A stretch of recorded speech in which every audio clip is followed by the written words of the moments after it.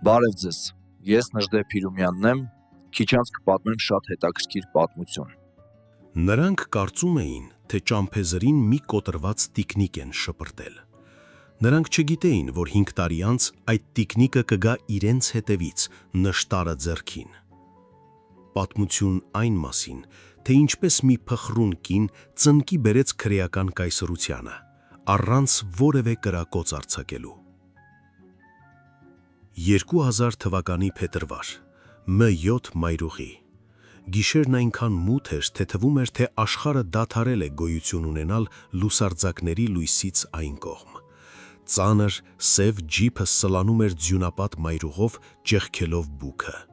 Սրահում շոգ էր, թանկարժեք կաշվի, կոնյակի և տղամարդու քրտինքի հոտ էր գալիս։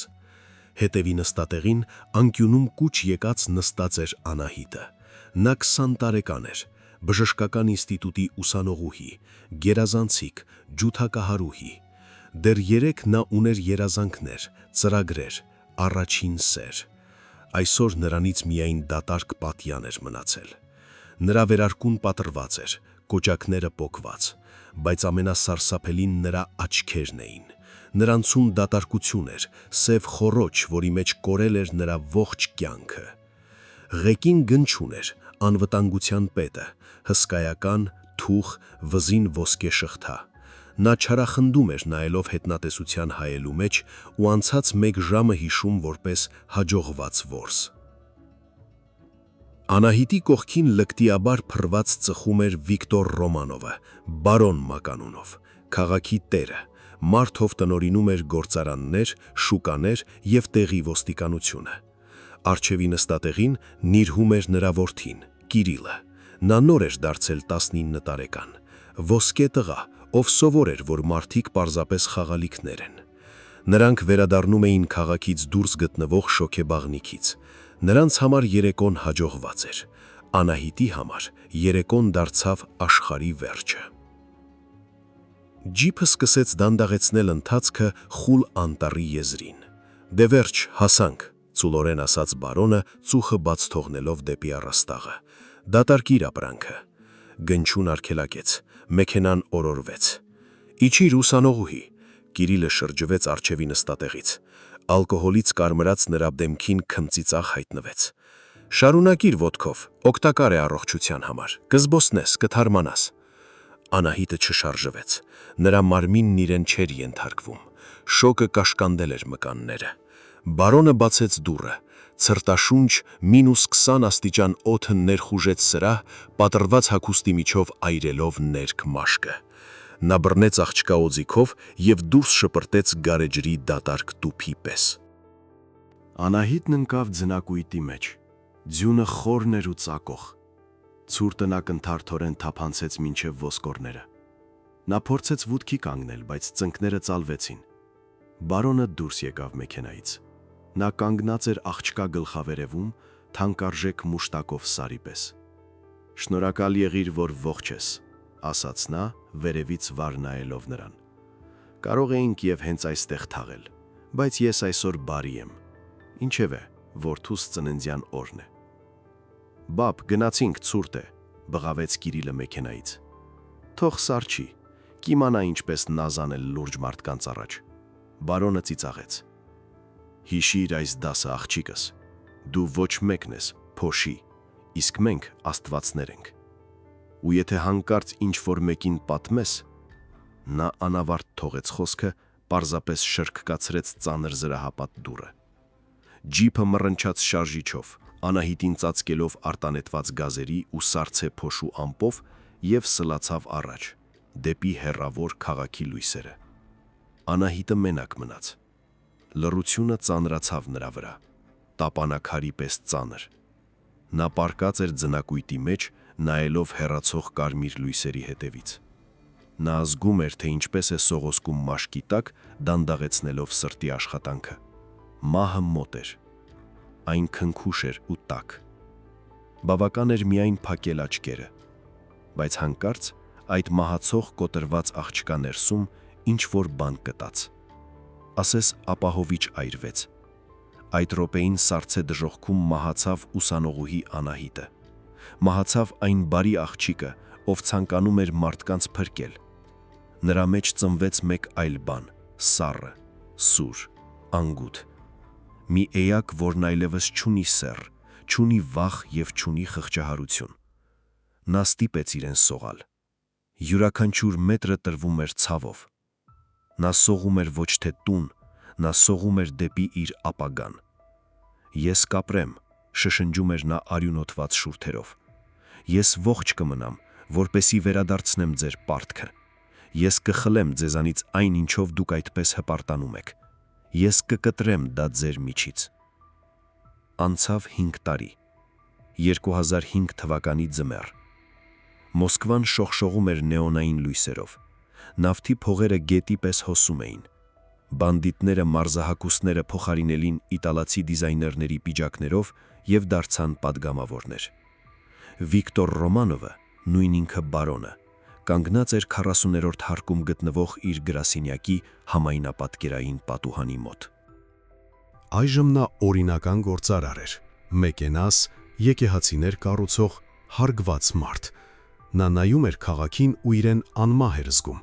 Նա վստահ էր, որ իր մեղքերը մնացել են անցյալում, թաղված ձյուների տակ կամ մոռացված մայրուղիներում։ Դուռը բացվեց։ Առանձնասենյակ մտալ Կիրիլը։ Նա 24 տարեկան է։ Նա տղամարդկացել էր, արևայրուք ընդունել ու դարձել ել ավելի լկտի։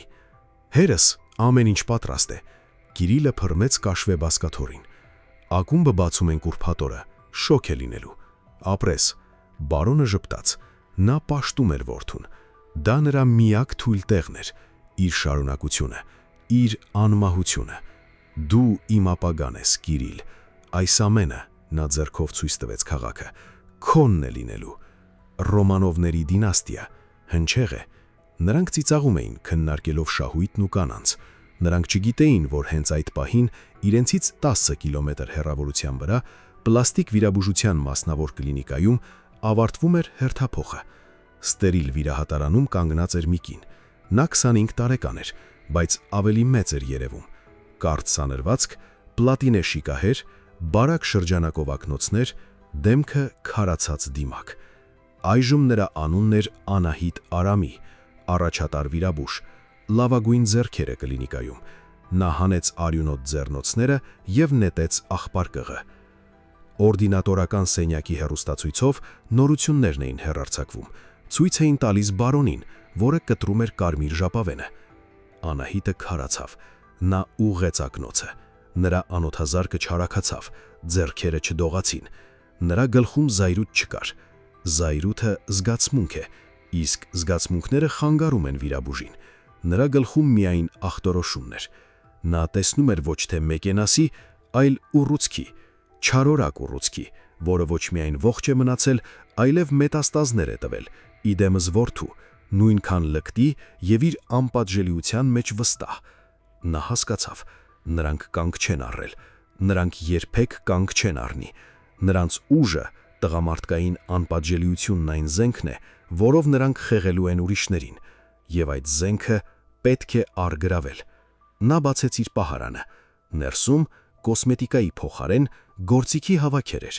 ոչ ստանդարտ, անձնական, դամասկոսյան պողպատից նշտար, հատուկ սեղմիչներ ու ամպուլաներ։ Ոչ բոտոքս, ոչ էլ սիլիկոն։ Հզորագույն անասնաբուժական տրանքվիլիզատոր։ Անահիտը վերցրեց հեռախոսը, հավաքեց համարը լորնանգիր էր սովորել 5 տարվա ընթացքում։ Ալո, ասաց նա փոխված ձայնով։ Էլիտար ժամանցի սրահ։ Ինձ պետք է սեղան ամրագրել։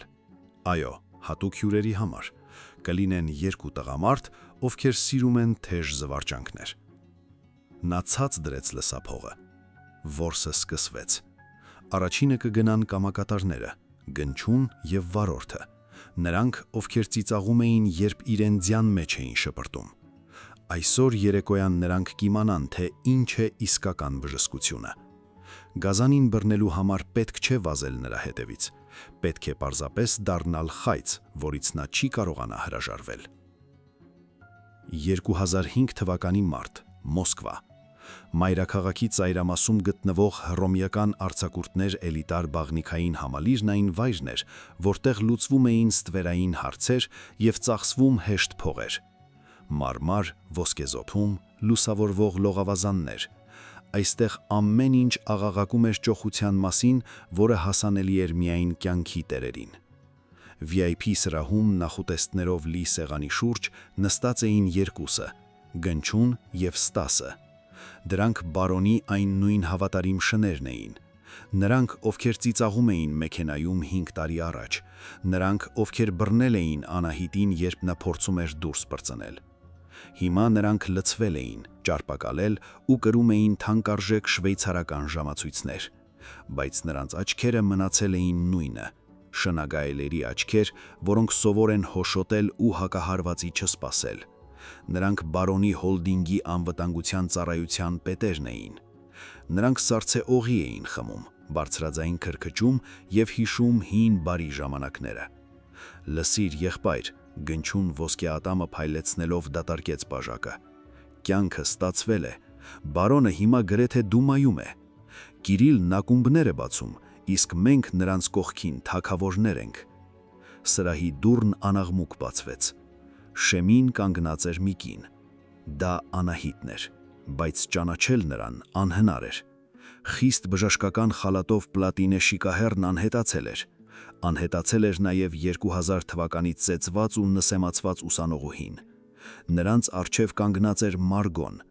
սև կարե կեղծամով, վառ կարմիր շրթներկով, հանդուկ, ընդգծող զգեստով։ Նրա մեջ կար այն գիշատիր թանկարժեք ինքնավստահությունը, որը այդքան դուր էր գալիս այդ շրջապատի տղամարդկանց։ Նա նման չէր կանչովի աղջկա, այլ օլիգարխի ձանձրացող կնոջ, ով սուր զգացողություններ է փնտրում։ Նա ներս մտավ առանց թույլտվություն հարցնելու, մոտեցավ բիլիարդի սեղանին և վերցրեց ձողը։ «Ձեզ մոտ ձանձրալի է, տղաներ», ասաց նա ցածր թավ ձայնով։ «Օղին տաք է, երաժշտությունը հին, տաղտուկ է»։ Գնչուն խեղդվեց վարունգից։ Ստասը հետաքրքրությամբ կկոցեց աչքերը, գնահատելով հյուրի կազմվածքը։ «Իսկ դու ով ես, ճաղարիկ», քմծիծաղով հարցրեց նա։ «Դուռն ես շփոթել»։ «Ես երբեք չեմ սխալվում»։ Անահիտը խփեց գնդակին։ Այն չոր ճայթյունով ընկավ անցքը։ «Ես ընկերություն էի ման գալիս, իսկական տղամարդկանց, բայց նայում եմ էստեղ թոշակառուներ են հանգստանում»։ Դա մարտահրավեր էր։ Պարզ, պրիմիտիվ խայծ, որը նման մարդիկ անվրեպ կուլ էին տալիս։ Վիրավորված տղամարդկային ինքնասիրություն։ Գնչուն ոտքի կանգնեց։ Նա մոտեցավ կնոջը, ձեռքերը տարածած։ «Թոշակառուներ, դու փոքրիկս, չգիտես ում հետ ես խոսում։ Մենք այս քաղաքը պահում էինք, երբ դու դեռ սեղանի տակով էիր ման գալիս»։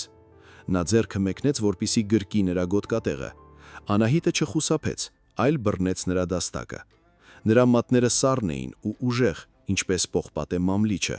Գնչուն զարմացավ, բայց ցույց չտվավ։ «Էստեղ շոգ է ու մարդաշատ», շշնչաց նա տղամարդու ականջին։ «Վկաներ չեմ սիրում։ Ես տուն ունեմ ոչ հեռու, Փակավանում։ Էնտեղ լողավազան կա, երաժշտություն ու օղուց ավելի թունդ մի բան»։ Նա հայացքով չափեց երկուսին։ «Եթե չեք վախենում գնալ անծանոթուհու հետ, ես հրավիրում եմ»։ Գնչուն ու Ստասը նայեցին իրար։ Ալկոհոլից մթագնած նրանց ուղեղներում գործեց գիշատիչների բնաստը։ Որսն ինքն է գալիս ձեռքը։ Ձրի, հասանելի, հոյակապ է։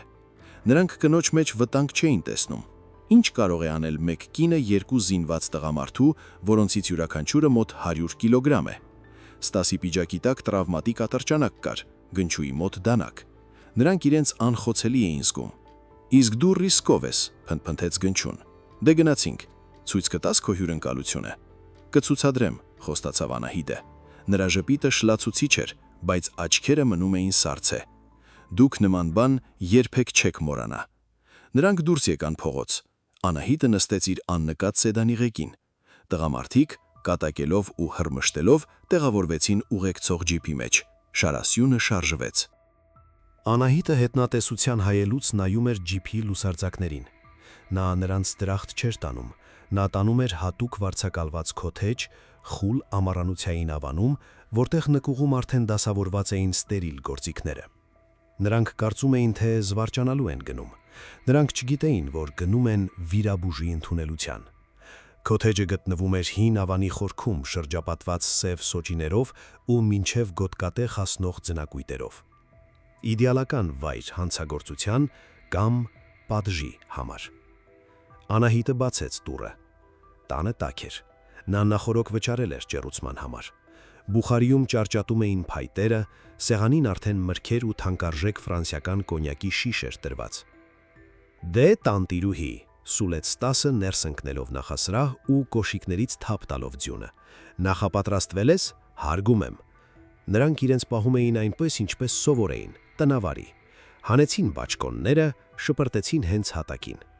Գնչուն փռվեց բազմոցին, ստուգելով զսպանակները։ Փափուկ է, քրքրճաց նա, լավն է։ Անահիտը հետևում էր նրանց։ Նրա ներսում վախ չկար, կար միայն գարշանք, ինչպես սանիտարի մոտ, որը նայում է կեղտոտ սպիտակեղենին ինֆեկցիոն բաժանմունքում։ Այս մարդիկ իրենց կյանքի արքաներ էին համարում, բայց իրականում պրիմիտիվ էին ամեոբաների պես։ Նրանց պետք էր մի բան։ Հենց դրա վրա էլ նա բռնեց նրանց։ Նա մոտեցավ բարին, մեջքով կանգնեց նրանց։ Նրա ձեռքերը չէին դողում։ Նա 3 բաժակ հանեց։ Դրանցից երկուսի մեջ նա արագ մշակված շարժումով թափանցիկ հեղուկ լցրեց փոքրիկ սրվակից։ Դա թույն չէր, դա անասնաբուժական միորելաքսանտների ու դիսոցիատիվների հզոր կոկտեյլ էր։ Խառնուրդ, որը 3 րոպեում ցուլին էլ գետնին կտապալի։ Նա խառնուրդի վրա կոնյակ լցրեց։ Թանկարժեք ալկոհոլի բույրը հուսալիորեն քողարկեց թույլ քիմիական հոտը։ Տղան էր, նա շրջվեց բաժակները ձեռքին։ Նրա դեմքին փայլում էր այն նույն գրավիչ շպիտը։ Խմենք ծանոթության կենացը եւ նրա, որ այս գիշերն ընդմիշտ փոխի ձեր կյանքը։ Քո կենացը գեղեցկուհի, բաժակը խլեց Գնչուն։ Նրանք բաժակները խփեցին իրար։ Բյուրեղաբակու զնգոցը տան լռության մեջ հնչեց թաղման զանգի պես։ Նրանք խմեցին միանգամից, հուսարավառի։ Անահիտը միայն շուրթերը հպեց իր բաժական։ Նա նայում էր, նա վարքյաններն էր հաշվում։ Լավ գնաց, արտաշնչեց Ստասը շրթունքները թևքով սրբելով։ Թունդ զիբիլ է, լսի, իսկ դու առհասարակ ով ես, ինչով ես զբաղվում։ Թե չէ անգամ չհարցրինք, նրա խոսքը հանկարծ դանդաղեց։ Լեզուն դարձավ բամբակե, ծանրաշարժ, ասես ուռչեց բերանում։ Նա թարթեց աչքերը, փորձելով կենտրոնացնել հայացքը։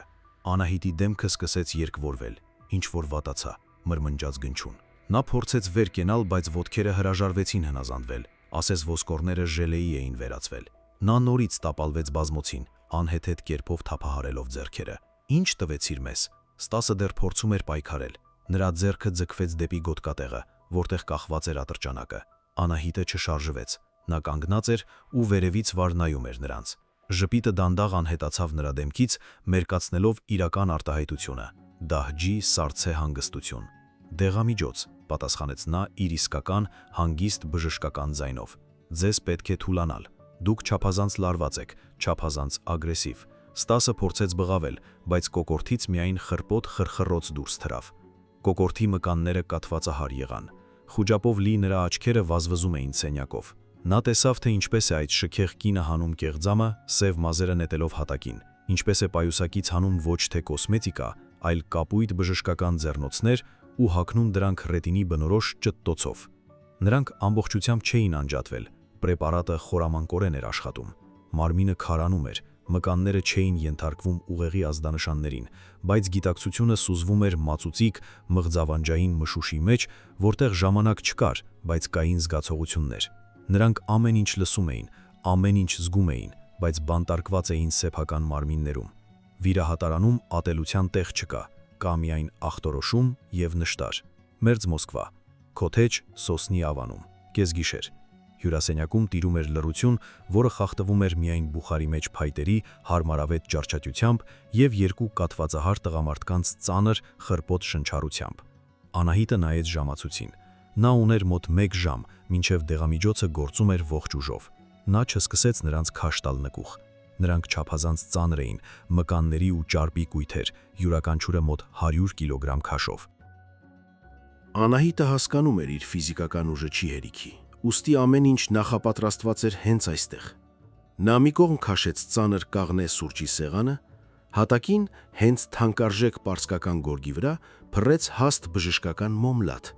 որն իր հետ էր բերել։ Ապա ոտքերով հենվելով եւ իներցիան օգտագործելով նա Գնչուի եւ Ստասի անզգա մարմինները գլորեց մոմլաթի վրա, պարկեցնելով նրանց ուս-ուսի։ Անահիտը բացեց իր պայուսակը։ Բուխարու լույսն արտացոլվեց գործիքների նիկելապատ պողպատի վրա։ Նշտար, սեղմիչներ, ասեղնակալ, կարի նյութ։ Ամեն ինչ ստերիլ էր, փաթեթավորված կրաֆտ տոպրակներում։ Նա հագավ բժշկական խալաթը անմիջապես երեկոյան զգեստի վրայից, կապեց դիմակը, ծածկելով դեմքի ստորին հատվածը, դրեց ճակատային լուսարձակը։ Նման բան օգտագործում են քիթ կոկորտական ջաբաններն ու վիրաբույժները ճշգրիտ աշխատանքի համար։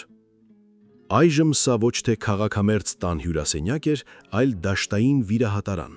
եւ վիրաբույժն ուներ գործողությունների լիակատար ազատություն։ Անահիտը ծնկի իջավ Գնչուի կողքին։ Նրա աչքերում սադիստական փայլ չկար։ Նա չէր արփում իր իշխանությունից։ Նա աշխատանքի վայրում էր։ Սկսում ենք ուռուցքի հեռացումը, կամացուկ արտասանեց նա դատարկության մեջ։ Հաջորդ 40 րոպեն սենյակում տիրում էր լռություն, ընդհատվող միայն կարճ մետաղական ձայներով։ Զնգ, գործիքը դրվում է սկուտեղի մեջ։ Շրխ, մաշկի միջով անցնող ասեղի ձայն։ Ճխկ, սեղմիչը փակում է անոթը։ Անահիտը աշխատում էր արագ եւ խնայողաբար։ Նա չէր ուզում նրանց ավելորդ ֆիզիկական ցավ պատճառել։ Դա ոչ պրոֆեսիոնալ կլիներ։ Նա տեղային անզգայացում արեց, որպեսզի նրանք ցավային շոկից չմահանան, երբ միորելաքսանտների ազդեցությունը սկսի թուլանալ։ Նա կարերը դնում էր կոկիկ, կոսմետիկ ձևով։ Նրան պետք չէր, որ նրանք մահանան սեպսիսից կամ արյան կորստից։ Նրան պետք էր, որ նրանք ապրեն երկար եւ հիշեն այս երեկոն։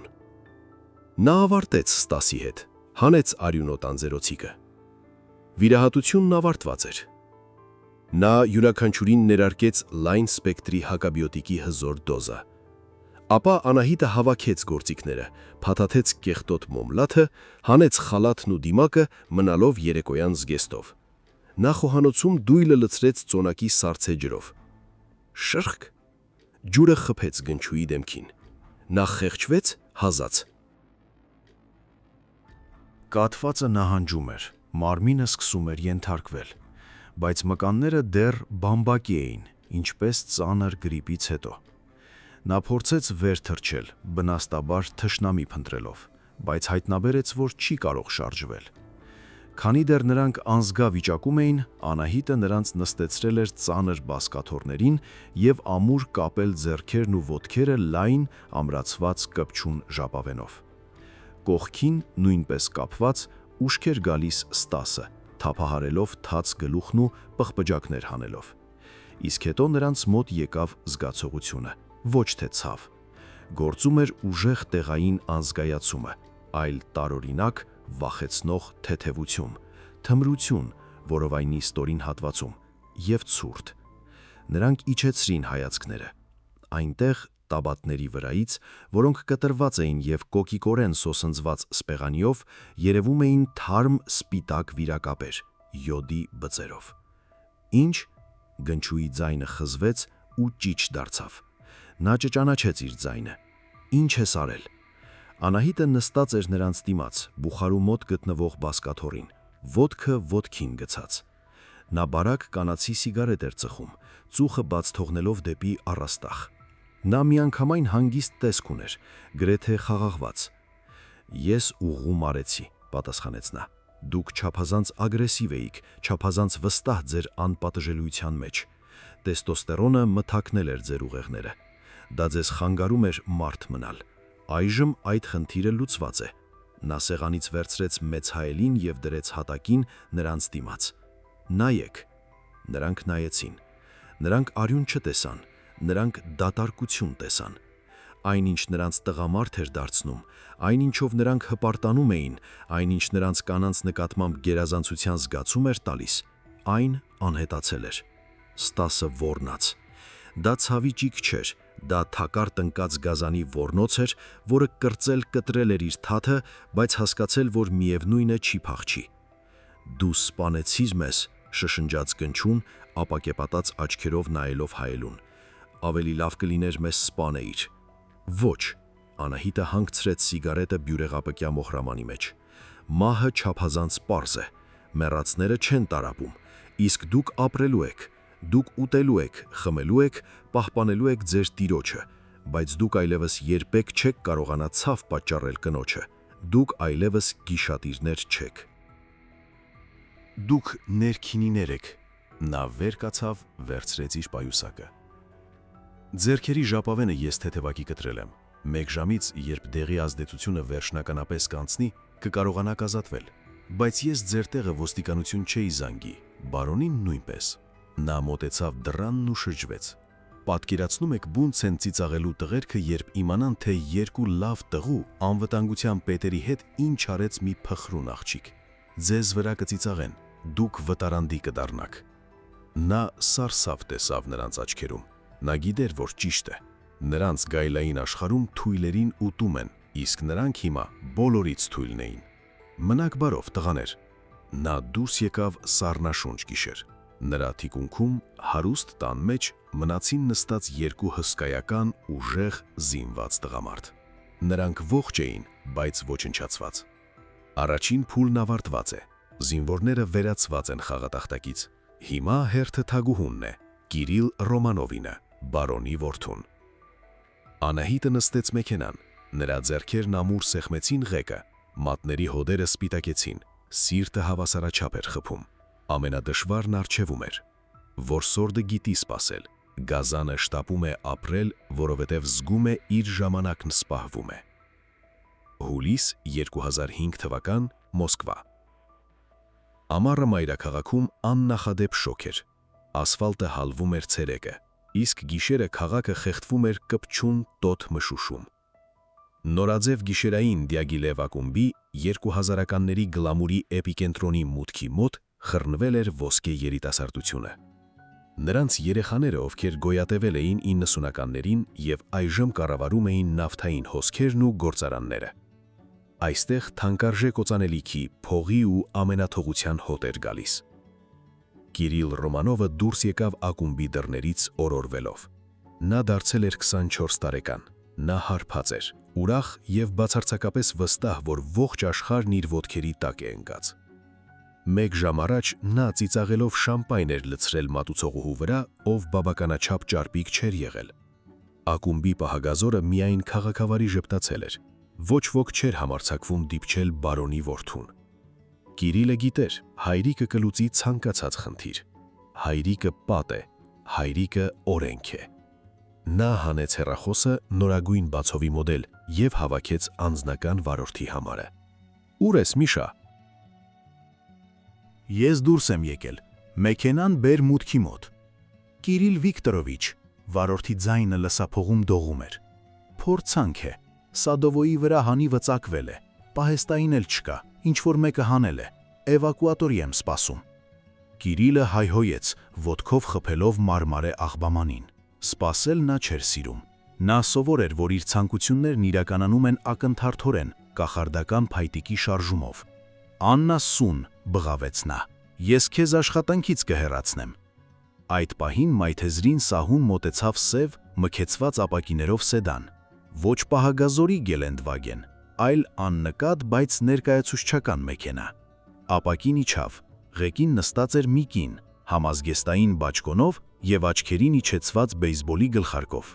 Կիրիլ Վիկտորովիչ, հարցրեց նա։ Կիրիլը խոժորվեց, նա չէր ճանաչում այս մեքենան։ Իսկ դու ով ես, ուր է Միշան։ Վադիմ Պետրուլիչն է ուղարկել, հանգիստ պատասխանեց կինը տալով հորանունը։ Միխայիլը զեկուցեց խափանման մասին։ Հայրը խնդրեց շտապ ձեզ տուն հասցնել, ասաց խոսակցություն կա, անակնկալ։ Հայր բառն աշխատեց որպես գաղտնաբառ։ Կիրիլը գիտեր, որ բարոնը սիրում է վերահսկել իր յուրաքանչյուր քայլը։ Իսկ հին պահագազորի, Գնչուի եւ Ստասի անհետացումը, ովքեր կորել էին գառնանը եւ ըստ լուրերի հարբեցող էին դարձել ինչ-որ գյուղում, հորը պարանոիկ էր դարձրել։ Լավ, մրթմրթաց Կիրիլը։ Նա բացեց հետևի դուռը եւ փռվեց զով կաշվե նստատեղին։ Գնացինք, կոնդիցիոները միջև վերջ միացրու, սատկել կարելի է։ Մեքենան շարժվեց, մեղմորեն ձուլվելով գիշերային հոսքին։ Կիրիլը հենվեց գլխակալին ու փակեց աչքերը։ Ալկոհոլն աղմուկում էր գլխում։ Նա իրեն կյանքի տեր էր զգում։ Նա հիշեց այն մատուցողուհի աղջկա վախեցած աչքերը, եւ քմծիծաղ տվեց։ Աղբը պետք է իմանա իր տեղը։ Մեքենան լայն պողոտայից թեքվեց մութ նրբանացք, հետո եւս մեկ անգամ։ Հարբածն իր հիմիչով Կիրիլը զգաց, որ ճանապարհը անհարավ դարձավ։ Մեքենան ցնցվեց։ «Էй», ձայն տվեց նա, չբացելով աչքերը։ «Ուր ես քշում։ Ռուբլովկան մյուս կողմին է»։ «Մենք կարճում ենք ճանապարհը», պատասխանեց վարորդի ձայնը։ Հիմա նա հնչում էր այլ կերպ, ավելի սառը, ավելի կոշտ, առանց ստորաքարշության։ Կիրիլը բացեց աչքերը։ Պատուհանից դուրս էլիտար ավանների լույսեր չկային։ Շուրջը ձգվում էին արդյունաբերական գոտու բետոնե ցանկապատերը։ Ոչ լապտեր, ոչ մարդիկ։ Միայն կռունկների ժանգոտ կմախքներ եւ աղբակույտեր։ «Լսիր դու», Կիրիլն առաջ թեքվեց, բռնելով արջևի նստատեղի թիկնակից։ «Արգելակիր, ես ում եմ ասում»։ «Դու ինչ է, ոչխար, ճամփեն չգիտես»։ «Գիտեմ», պատասխանեց նա։ Մեքենան կտրուկ արգելակեց։ Կիրիլն իներցիայով հարվածեց ուսը։ «Ես քեզ աշխատանքից կհեռացնեմ, ես պապային կասեմ, նա քեզ ասֆալտի տակ կխրի», ճղճղաց նա, քաշելով դռան բռնակը։ Դուռն արգելափակված էր։ Վարորդի դուռը բացվեց։ Կինը դուրս եկավ հանգիստ, առանց շտապելու։ Նա փողոցից բացեց հետևի դուռը։ Սրահի լամպի աղոտ լույսի ներքո Կիրիլը տեսավ նրա դեմքը։ Գունատ մաշկ, բարակ շրջանակով ակնոցներ եւ աչքեր, սարցե, ուշադիր աչքեր, որոնցում ոչ վախ կար, ոչ հարգանք։ Նա երբեք նրան նախկինում չէր տեսել, բայց այդ հայացքից հարբածությունն ակնթարթորեն գոլորշիացավ, իր տեղը զիջելով կպճուն սարսափին։ «Դու ով ես», սկսեց Կիրիլը փորձելով դուրս սողալ եւ հարվածել լկտի կնոջը։ Անահիտը չպատասխանեց։ Նրա շարժումը կայծակնային էր, հղկված վիրահատարանում անցկացրած հազարավոր ժամերի ընթացքում։ Նրա աջ ձեռքում, որը թաքնված էր թևքի մեջ, փայլատակեց ներարկիչը։ Կարճ, հստակ հարված վզին, հենց երակի մեջ։ Կիրիլը բռնեց կողորթը։ «Դու»։ Նա ուզում էր բղավել, հարվածել, օգնություն կանչել, բայց նրա մարմինը հանկարծ դարձավ օտար, ծանր, բամբակե, անհնազանդ։ Լեզուն թմրեց ու լցրեց ողջ բերանը։ Ոտքերը ծալվեցին, եւ նա հետ սահեց նստատեղի վրա։ Տեսողությունը սկսեց նեղանալ որպես թունել։ Վերջին բանը, որ նա տեսավ, կնոջ հանգիստ դեմքն էր, որը նրան նայում էր ոչ թե որպես ոսկե տղայի, այլ որպես կենսանյութի։ «Պապա», շշնջաց նա, կորցնելով կապը իրականության հետ։ «Պապան կողքի, պապան կսպանի քեզ»։ Անահիտը կռացավ նրա վրա։ Ուղղեց նրա գլուխը, որպեսզի չխեղդվի։ «Նա անպայման կգա, Կիրիլ», ասաց նա կամաց, «բայց օգնել քեզ նա արդեն չի կարողանա»։ Նա շրխկացրեց դուռը։ Կոլպեկի ճտոցուն արդյունաբերական գոտու լռության մեջ հնչեց որպես կրակոց։ Կիրիլ Ռոմանովը սուզվեց խավարի մեջ։ Անահիտը նստեց ղեկին, ուղղեց հետնատեսության հայելին։ Նրա անոթազարկը րոպեում 60 զարկ էր։ Գործողության երկրորդ փուլն անցավ հաջողությամբ։ Ժառանգորդը բռնված է։ Այժմ մնում էր ամենակարևորը՝ դուրս հանել գազանին իր որջից, ստիպել բարոնին անձամբ գալ։ Նա հանեց Կիրիլի հեռախոսը նրա գրպանից, էկրանին շողում էր բաստառը։ Նա ու հայրը զբոսանավի վրա են, երջանիկ ու ինքնավստահ։ Անահիտը սեղմեց զանգի կոճակը։ Նա գիտեր, որ Վիկտոր Ռոմանովը չի քնում, նա սպասում է որդուն։ Եվ այսօր նա կսպասի եւ կտեսնի նրան։ Թագավորները կառավարում են աշխարհը, քանի դեռ նրանց հեռախոսը լռում է, բայց մեկ զանգը կարող է թագավորին վերածել զինվորի։ Մոսկվա, Ռոմանով գրուպ հոլդինգի գրասենյակ, գիշերվա ժամը 4-ը։ 40-րդ հարկի հսկայական աշխատասենյակում լուր էր։ Միայն կոնդիցիոների խշշոցն ու հատակադիր ժամացույցի միաչափ տկտկոցն էին խախտում այս մեռյալ լռությունը։ Այմանապատկերային պատուհանից դուրս քաղաքն արդեն սկսել էր մոխրագույն երանգ ստանալ, պատրաստվելով լուսաբացին։ Մոսկվան արթնանում էր, բայց Վիկտոր Ռոմանովը, ամենազոր բարոնը, չէր քնում։ Նա նստած էր իր կաշվե բազկաթոռին, նայելով հեռախոսի մութ էկրանին։ Կիրիլը խոստացել էր վերադառնալ մինչև ժամը 3-ը։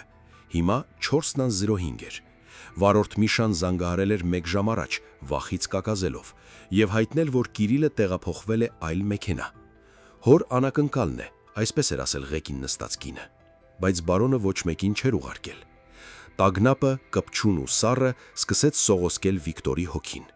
Նախ անհետացան Գնչուն ու Ստասը, նրա հավատարիմ շղթայակապ շները, հիմա որդին։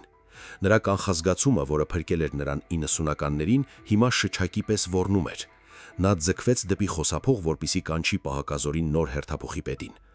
բայց այդ պահին սեղանին թրթեռաց նրա անձնական բջջայինը։ Էկրանը փայլատակեց։ Գրված էր. «Որդի»։ Վիկտորն արտաշնչեց, ուսերը նիչան։ Զայրույթն ակնթարթորեն դուրս մղեց վախը։ Նա գրկեց լսափողը, պատրաստ հայհոյանքներ տեղալու։ «Ուր ես քարշ գալիս, ապուշ», մռնչաց նա։ «Ինչու է Միշան քեզ կորցրել, ես չէի ասել տուն արի»։ Ի պատասխան լռություն։ Ոչ որդու հարբած մրթմրթոցը, ոչ ակումբի աղմուկը, ոչ երաժշտությունը։ Դա խիտ բամբակել լռություն էր, որի միջով ջեղկում էր միայն հավասարաչափ հանգիստ շնչառություն։ «Կիրիլ», բարոնի ձայնը դողաց։ «Կիրիլը քնած է», պատասխանեց կանայիկ ձայնը։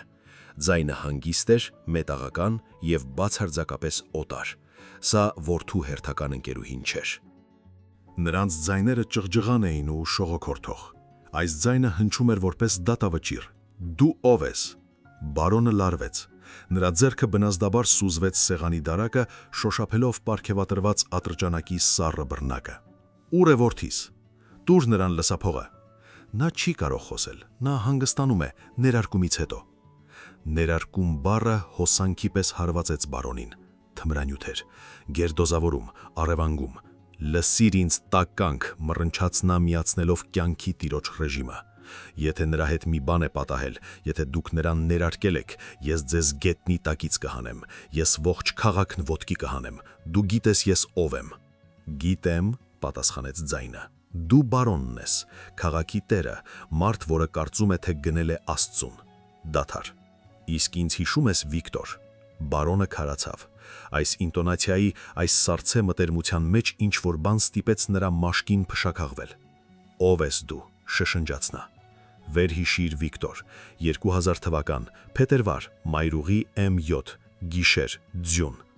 Եվ մի ուսանողուհի աղջիկ, որին դու շպրտեցիր մեքենայից աղբի պես, որովհետև նա չցանկացավ զվարճացնել քո հյուրերին։ Բարոնի գլխում ասես բռնկում պայքեց։ Պատկերը, որը նա թաղել էր իշխանության փողերի կույտի տակ, ի հայտ եկավ վառ եւ հստակ։ Ձմեռ, անտառ, դողացող կերպարանք պատռված վերարկուհո։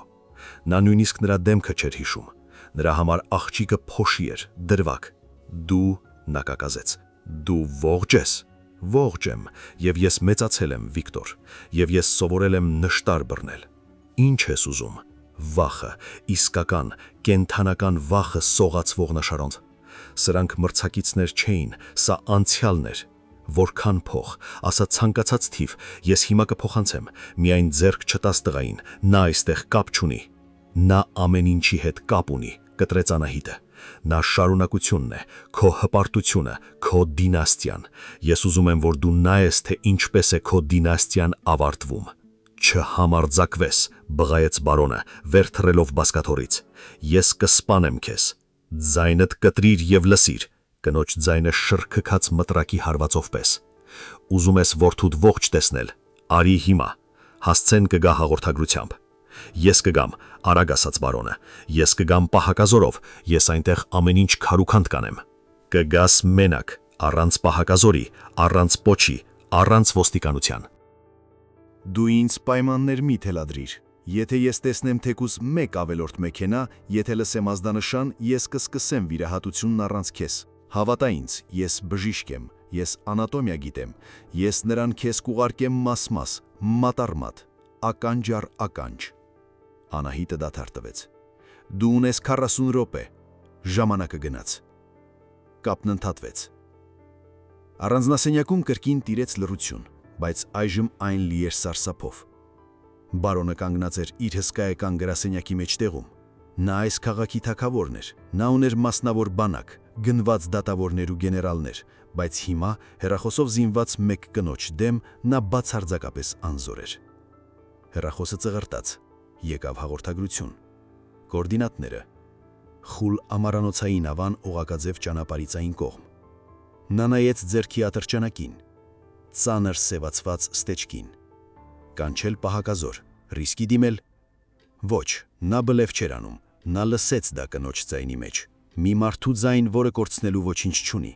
Եթե նա մարդկանց բերի, կինը կսպանի Կիրիլին։ Այս խաղում այլևս կանոններ չկային։ Կային միայն ինքը, կինը եւ հնգամյա վաղեմության մեղքերը։ Բարոնը խոթեց ատրճանակը գոտկատեղը, խլեց մեքենայի բանալիներն ու վազեց գրասենյակից դուրս։ Նա չկանչեց վերելակը, վազեց աստիճաններով։ 5 րոպե անց նրա սև Մերսեդեսը դուրս թռավ ստորգետնյա կայանատեղիից, ջարդելով ուղեփակոցը։ Նա սլանում էր առավոտյան Մոսկվայով, խախտելով բոլոր կանոնները։ Նա գնում էր որդուն փրկելու։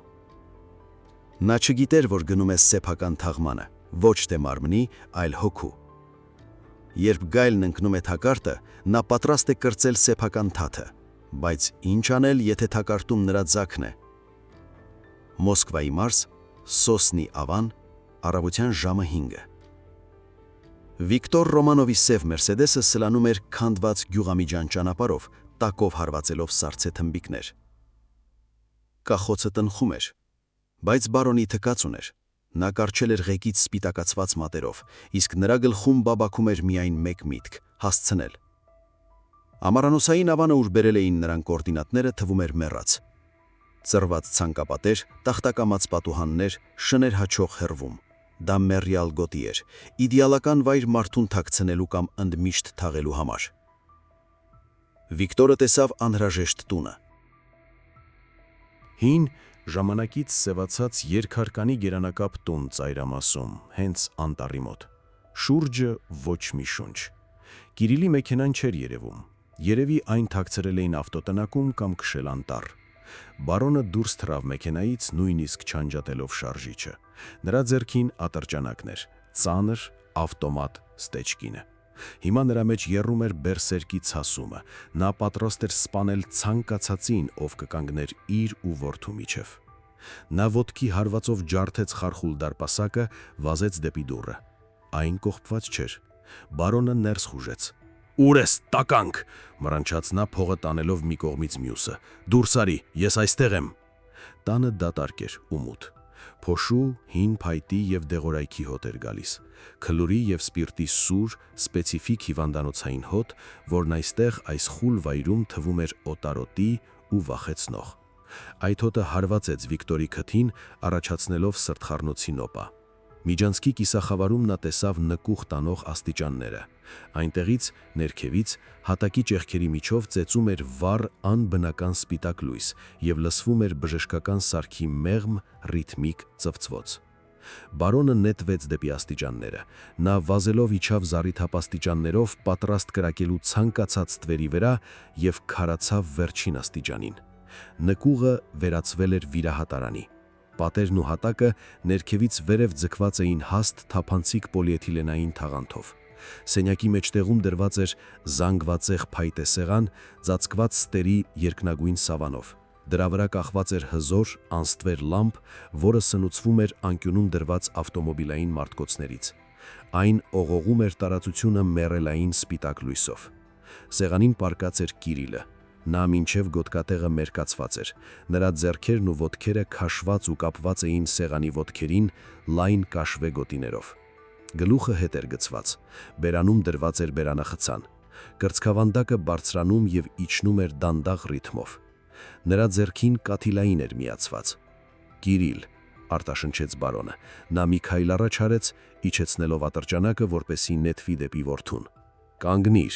հնչեց ձայնը ստվերից։ Բարոնը կտրուկ շրջվեց ողջ մարմնով, բարձրացնով զենքը։ Մութ անկյունից դուրս եկավ Անահիտը։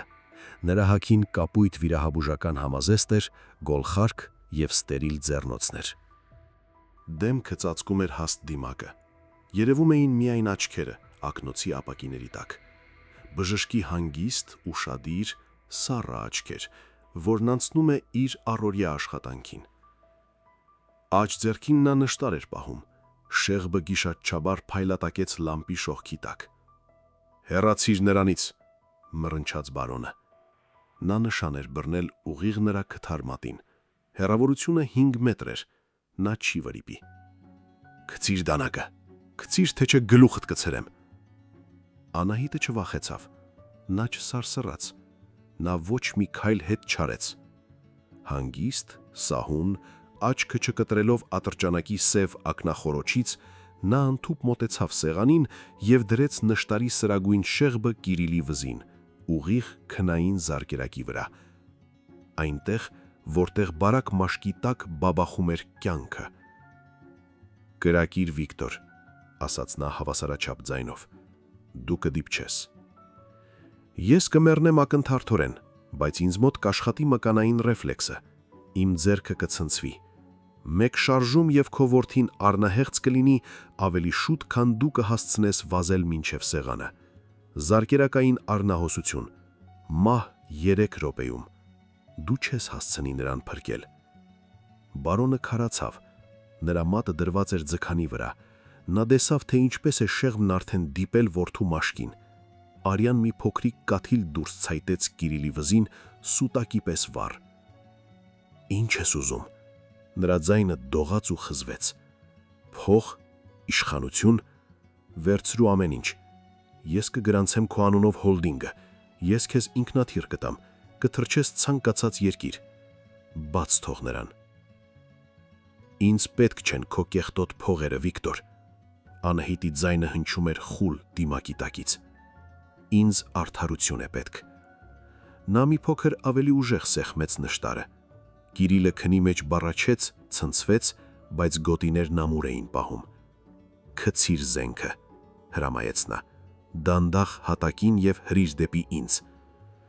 Վիկտորը նայում էր որդուն, նրա վզի բարակ կարմիր գծին,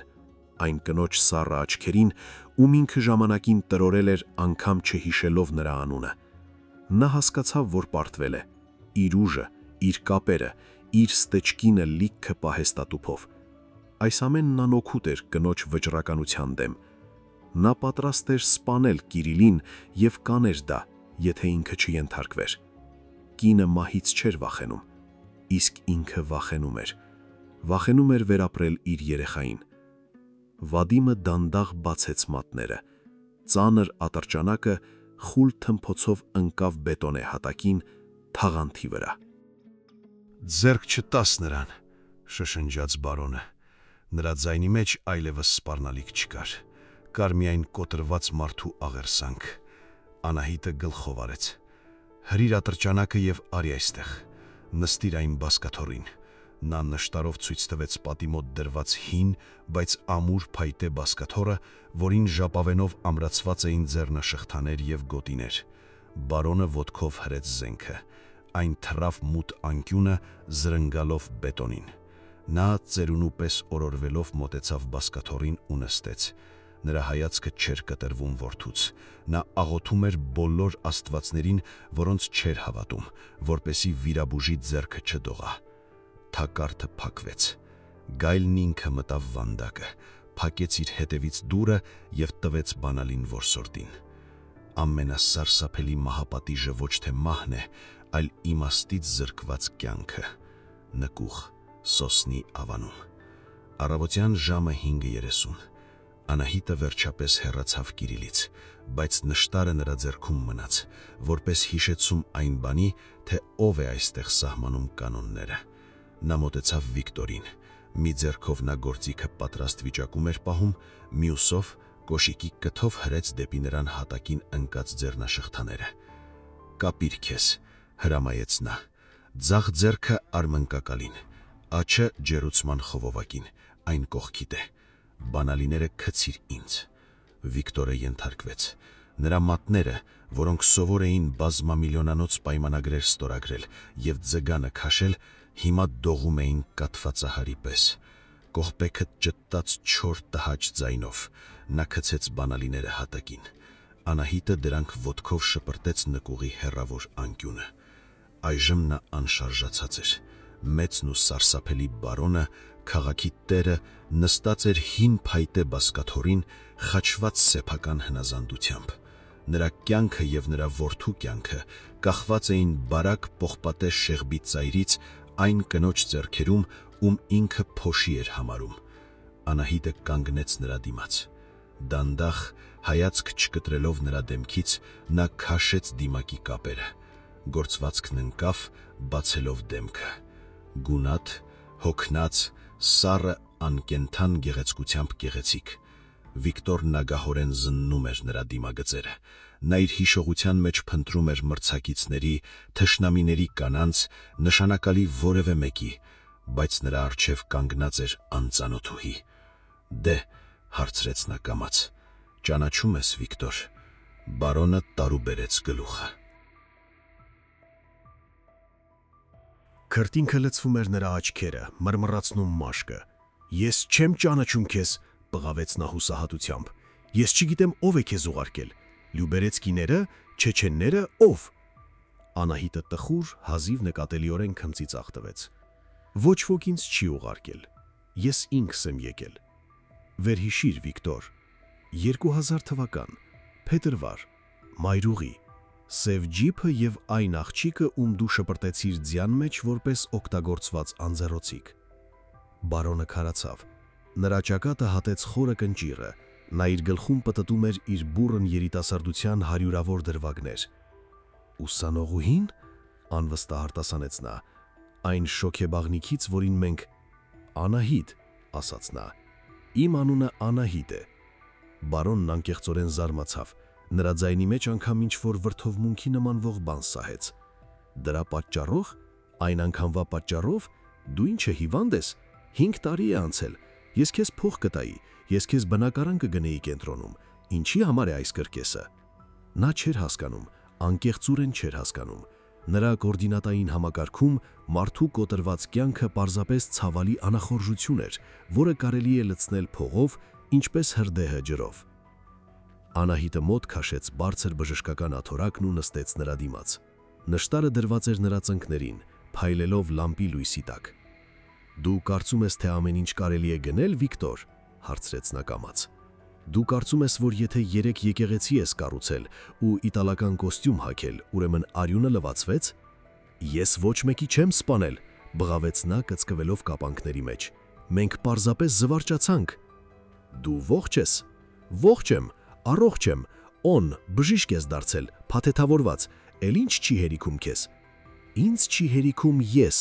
ասաց Անահիտը։ Նրա ձայնը մեռյալ էր, զուրկ այն Անահիտի ինտոնացիաներից, որը մինչև քեզ էր ապրում։ Դու սպանեցիր նրան այն ձնակույտի մեջ։ Ես ողջ մնացի, այո, բայց ես այլևս չեմ կարող սիրել, չեմ կարող ընտանիք ստեղծել, չեմ կարող երեխաներ ունենալ, որովհետև ինձ ֆիզիկապես զզվելի է անգամ մտածել մտերմության մասին։ Դու դատարկեցիր ինձ, Վիկտոր, դու ինձ ներսից այրեցիր։ Նա կռացավ դեպի տղամարդու։ Նրա աչքերը ակնոցի ապակիների տակ մեծացան, վերածվելով 2 սառցե լճերի։ Դու ինձանից խլեցիր իմ ապագան, իմ կանացի էությունը, դու ինձ վերածեցիր ֆունկցիայի, վրեժխնդրության մեքենայի։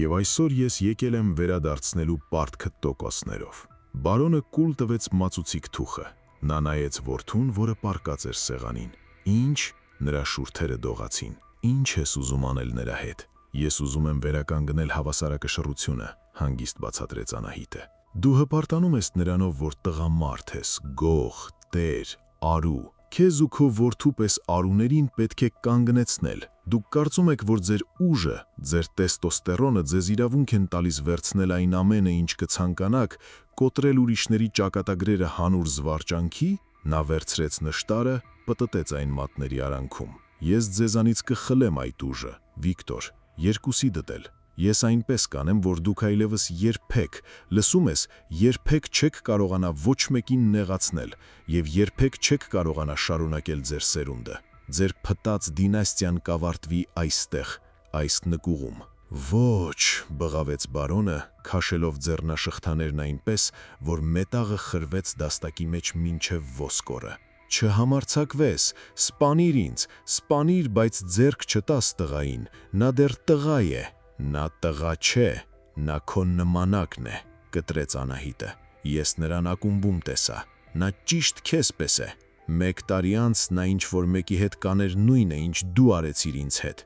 Ես աշխարհին լավություն եմ անում, ես պրոֆիլակտիկա եմ անցկացնում, ես հեռացնում եմ ուռուցքը, քանի դեռ այն նոր մետաստազներ չի տվել։ Նա ոտքի կանգնեց։ Նայիր, Վիկտոր, ուշադիր նայիր։ Սա քո զվարճանքի գինն է 5 տարի առաջ ձմեռային մայրուղու վրա։ Նա շրջվեց եւ գնաց դեպի վիրահատական սեղանը, որտեղ քնած էր Կիրիլը։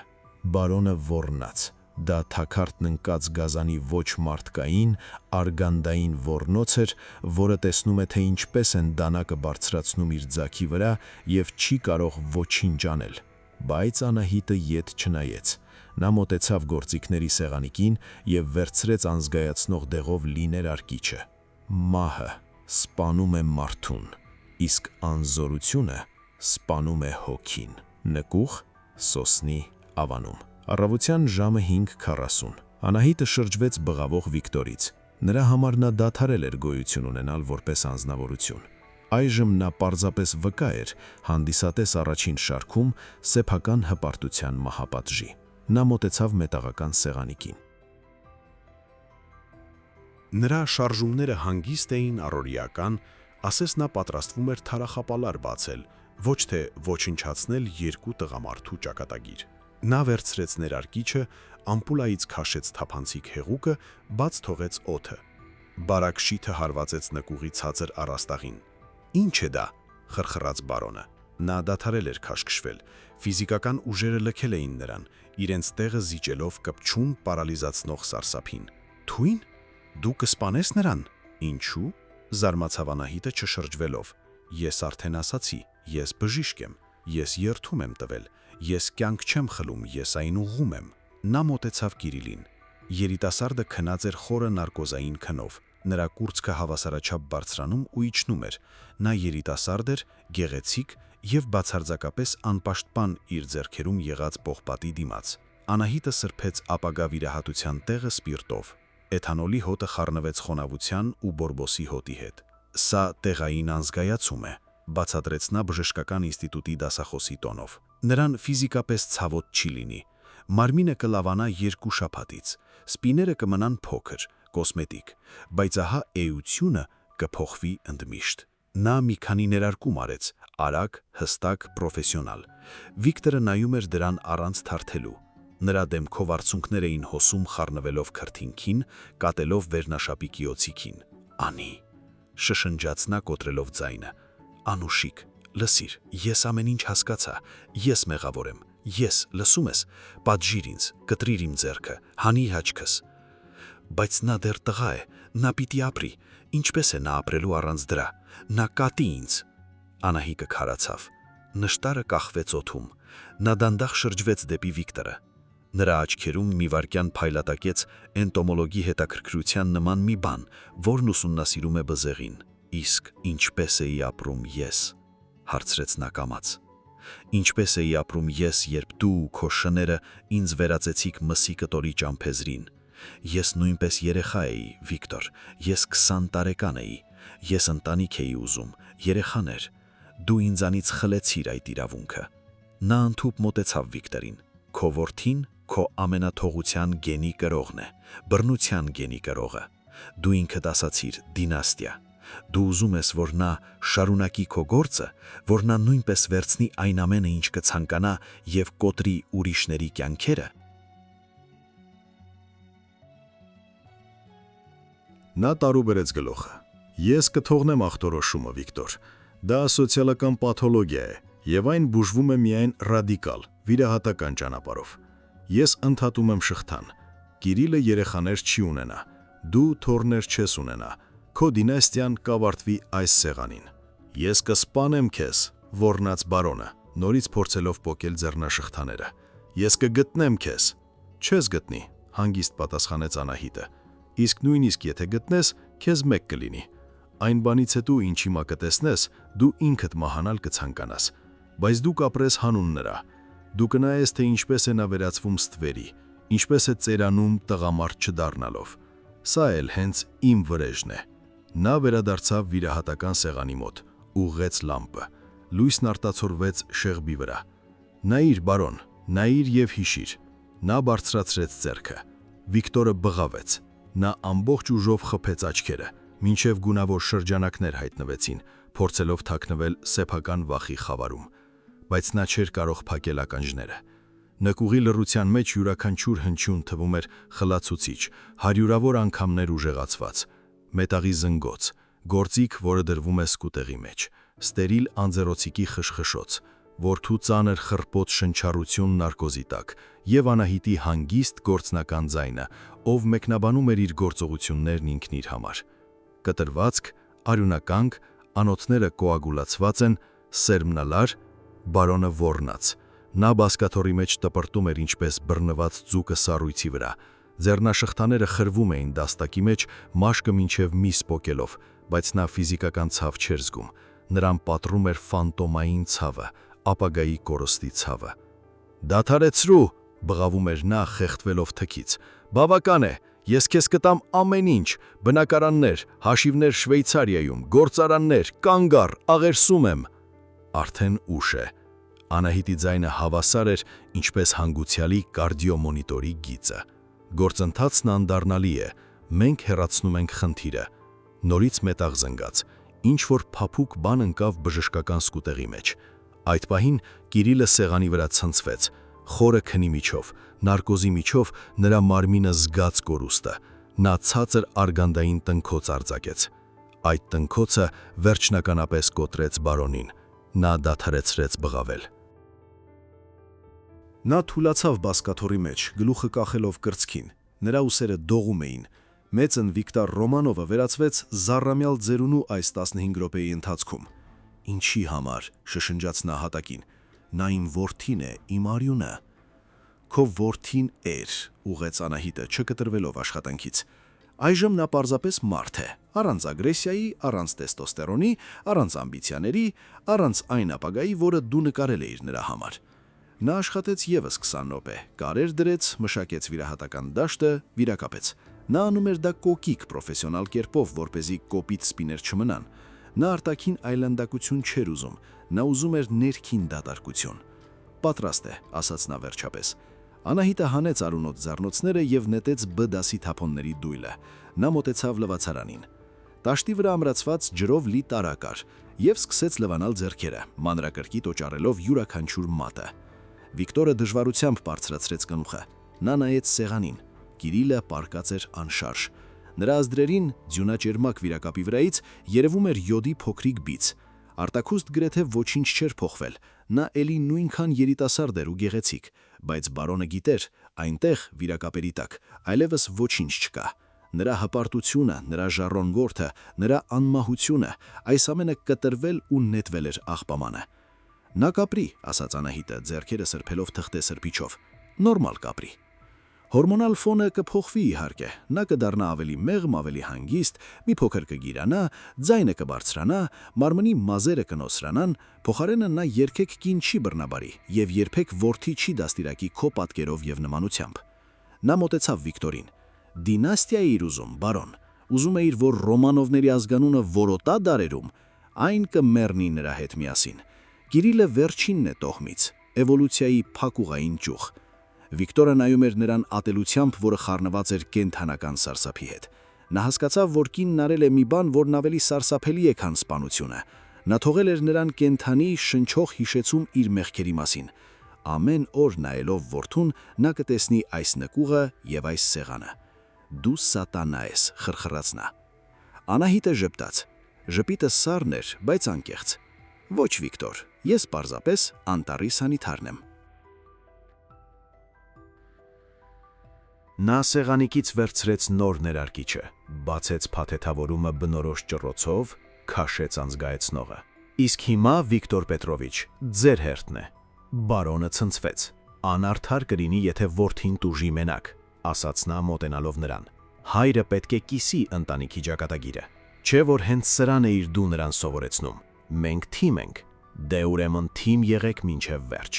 Երբ թագավորը կորցնում է թագը, նա դառնում է վտարանդի։ Երբ տղամարդը կորցնում է էությունը, նա դառնում է ստվեր։ Նկուղ Սոսնի ավանում։ Առավոտյան 6-ը։ Վիկտոր Ռոմանովն այլևս չէր բղավում։ Նա չէր ցնցվում ու չէր աղերսում։ Այն պահին, երբ Անահիտը մոտեցավ նրան ներարկիչով, նրա մեջ ինչ-որ բան կոտրվեց վերջնականապես եւ անդառնալիորեն։ Նա հասկացավ, սա մղձավանջ չէ, որից կարելի է արթնանալ։ Սա իրականություն է։ Եվ այս իրականության մեջ նա կյանքի տերը չէ, այլ պացիենտ։ Արադա, ասաց նա խուլ, մեռյալ ձայնով։ Կտրիր, ինձ արդեն մեկ է։ Նա նայում էր որդուն, որը պառկած էր հարևան սեղանին, եւ հասկանում էր, որ իր իրական կյանքն ավարտվել է 20 րոպե առաջ, երբ զնգաց մետաղյա սկուտեղը։ Այն ամենը, ինչ լինելու է հետո, պարզապես գոյություն է։ Գոյատևում։ Վիկտորը չդիմադրեց։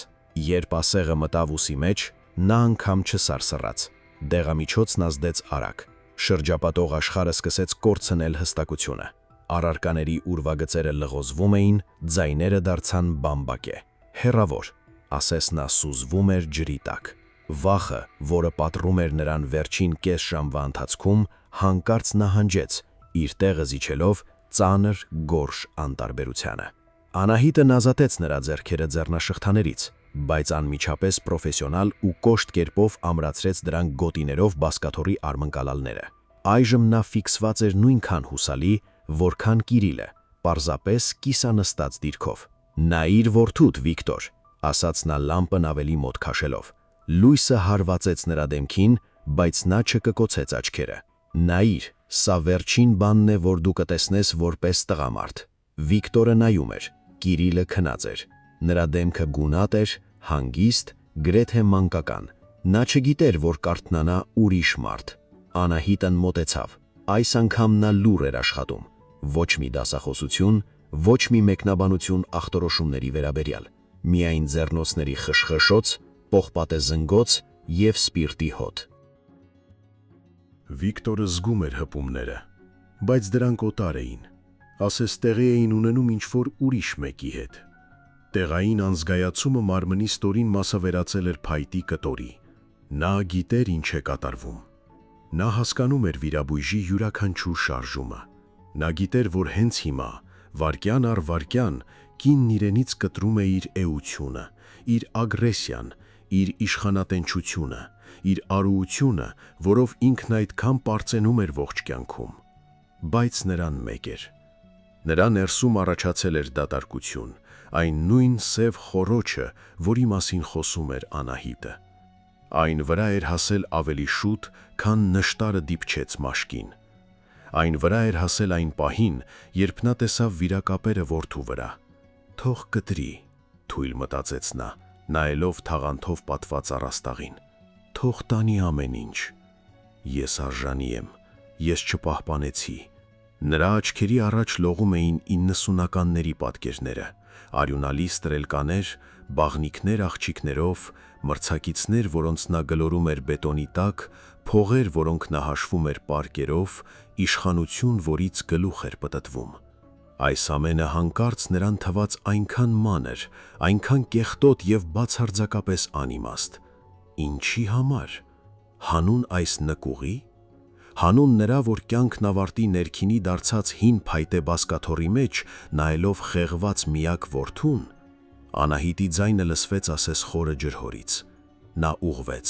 արյունոտ գործիքը գցեց սկուտեղի մեջ, բարձր եզրափակիչ զնգոցով։ Վիկտորն իջեցրեց հայացքը։ Նա տեսավ վիրակապը, սպիտակ, մաքուր, կոկիկ։ Նա փորձեց շարժվել և հասկացավ, որ ինչ-որ բան ընդմիշտ փոխվել է։ Անհետացավ սովորական ճնշումը,